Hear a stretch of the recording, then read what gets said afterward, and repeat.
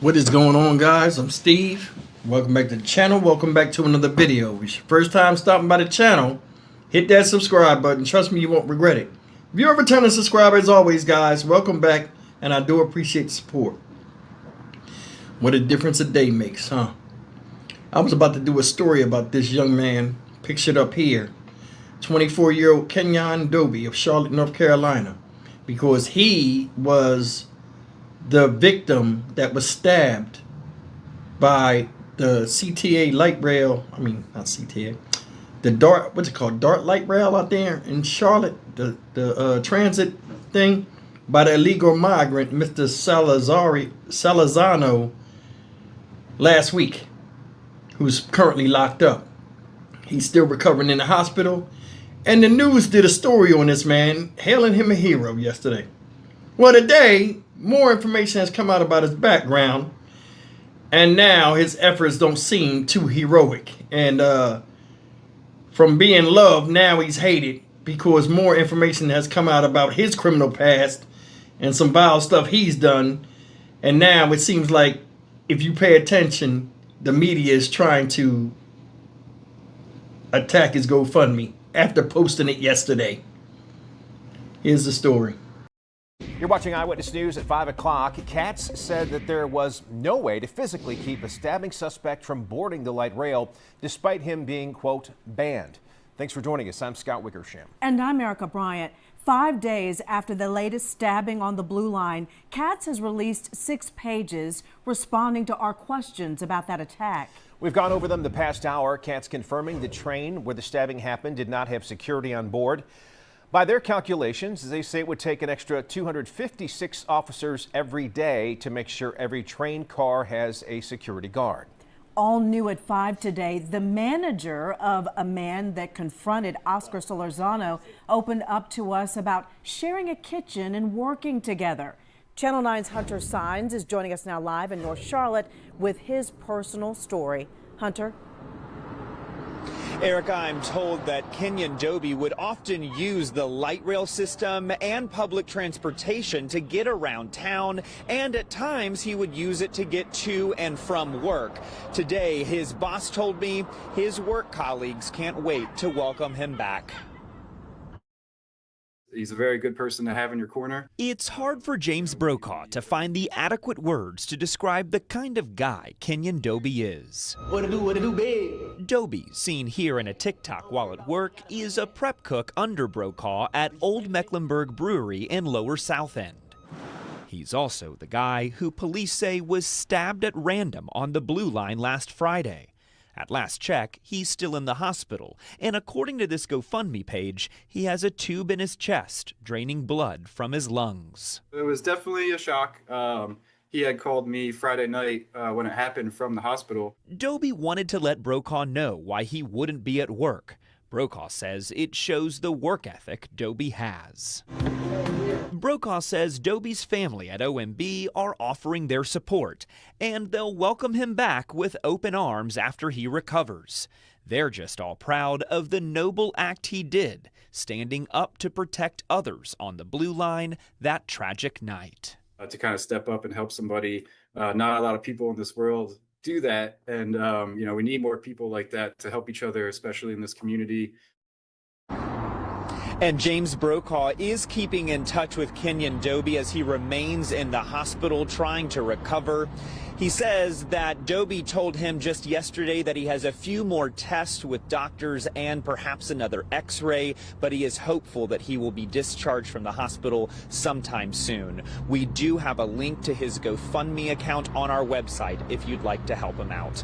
Reporting live in North Charlotte tonight, Hunter Signs, Channel 9, Eyewitness News. Thank you for the update. From hero to alleged criminal. Overnight, the narrative changing surrounding the most recent victim of a Charlotte light rail stabbing after he was arrested and charged. Queen City News anchor Julian Sador has been looking through court records for us this morning, joining us now with what we're learning now about Kenyon Dobie. Good morning, Julian. Good morning, guys. As of last check, Kenyon Dobie's GoFundMe page has raised over $100,000. People donating, calling him a hero after he was stabbed on Charlotte's Blue Line last Friday, allegedly after stepping in to confront Oscar Solorzano, an undocumented immigrant who was reportedly drunk and disorderly on the train. But these warrants paint a different picture of who the 24-year-old may be. According to Mecklenburg County jail records, just last night, Doby was booked and charged with felony assault causing serious bodily injury, along with 6 misdemeanors, including assault on a pregnant woman and communicating threats. Now, the alleged incident happened back on October 18th of this year, with the warrants for his arrest issued the following day. According to the warrants, Doby hit a pregnant woman he was in a relationship with, stating he allegedly punched Rashada Jones with a closed fist, resulting in Jones suffering a facial fracture. The documents also go on to shed more light on those communicating threats charges, saying that Doby, quote, verbally stated he was going to kill both Jones and her children, and that the threat was made in a way that a reasonable person would believe that the threat was likely to be carried out.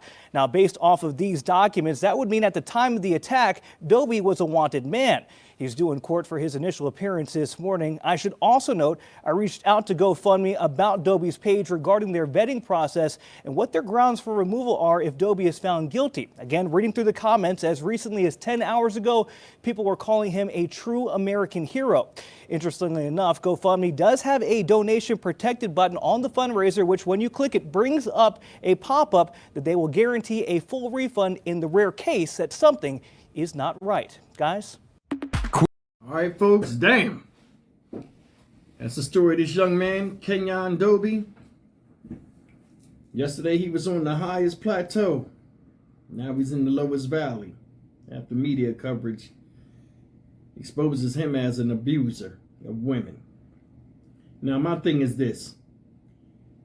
What he did was messed up, but also what he did was, quote unquote, heroic by getting stabbed trying to stop a madman on the train.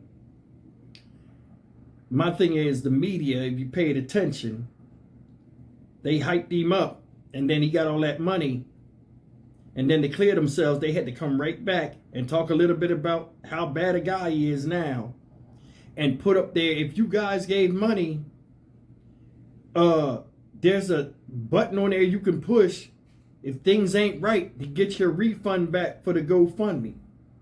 You know why they did that? Because yesterday, if you looked at the thing of how much money he had before they did the story about him, it jumped exponentially to another level once he got media exposure as being a hero, and they don't want to get sued. Ain't that some shit? Now, regardless of the situation with, you know, him on the train and all of that type of stuff, what he did ain't a good thing. You know what I mean? And it just shows, I mean, you see a lot of people now doing domestic violence. Hell, we covered on this story, you know? But I mean, I'm not going to condone it or dismiss it. You punched a pregnant woman in the face and broke her face literally, fam. That ain't cool. But yeah, I just did this story real quick to show you how the media tried to get themselves out of that shit. You know what I'm saying? I honestly don't care. I don't think they care. They ain't not trying to get this GoFundMe taken down. They just want to take away the situation of their involvement of it climbing up high. So they put that out there almost like a disclaimer. Oh, it's a way you can get your money back, Dad. See what I'm saying? Either way, man, it's just crazy. I mean, that's a radical shift. I ain't never seen that like that. You was loved yesterday. Now you hate it today. It's just one of them things, man.